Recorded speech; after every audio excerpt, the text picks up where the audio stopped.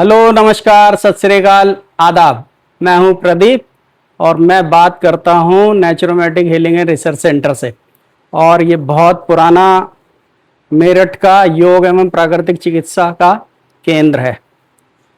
जगह जगह पे हमारे स्टूडेंट्स योगा करा रहे हैं, आप लोग सब उसका लाभ ले रहे हैं। मेरा सिर्फ आपसे ये कहना है कि योग को, जैसा मैं हमेशा से ही कहता हूँ, योग को किसी धर्म से ना जोड़ के देखे करें। योगा ऐसे ही है जैसे साइंस है, जैसे मैथ्स है, जैसे फिजिक्स है। तो अब कोई भी धर्म का आदमी किसी साइंस को अगर जो अपनाता है तो वो ही उस साइंस का आदमी हो जाता है। जैसे कोई मॉडर्न मेडिसिन पढ़ रहा है और किसी भी धर्म का है तो वो उसको प्रैक्टिस कर सकता है। ऐसे ही योग का है।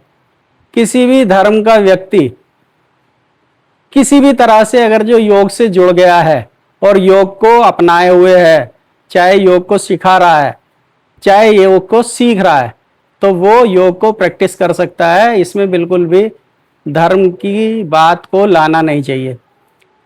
इस बार के योग दिवस की थीम है healthy ageing, yoga for healthy ageing. तो एक ये योग ऐसी कला है जो आपको किसी भी उम्र में, किसी भी एज ग्रुप में जब आप होते हैं तभी आप योगा को शुरू कर सकते हैं और योगा को शुरू करके इसका लाभ आप ले सकते हैं। योग के 8 अंग माने जाते हैं। अष्टांग योग ज़्यादातर प्रैक्टिस किया जाता है जो यम से शुरू होके समाधि तक जाता है।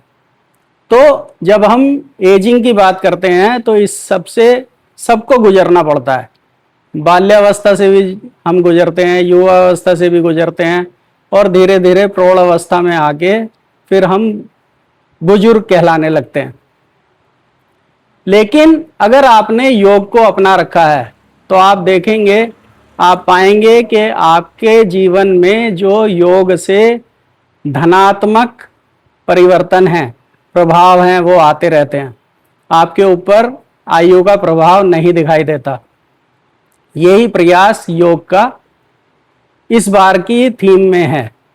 वैसे तो योगा आप कभी भी करिए, किसी भी आयु वर्ग में करिए और किसी भी रोग आदि के लिए करिए, लेकिन योग एक ऐसी विधा है, ऐसी आर्ट है जो आपको आपसे जोड़ती है, जैसा कि योग का अर्थ है।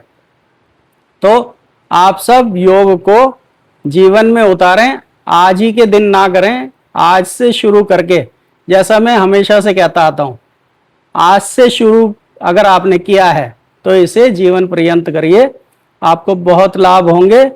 योग के जो षट क्रियाएं हैं, यम, नियम, आसन, प्रत्याहार, प्राणायाम, धारणा, ध्यान, समाधि के साथ साथ जो 8 अंगों को करने के बाद 6 षट क्रियाएं की जाती हैं, शोधन क्रियाएं की जाती हैं, नेति, नौली, धोती, वस्ती, कपालभाति, त्राटक, उसको भी करिए।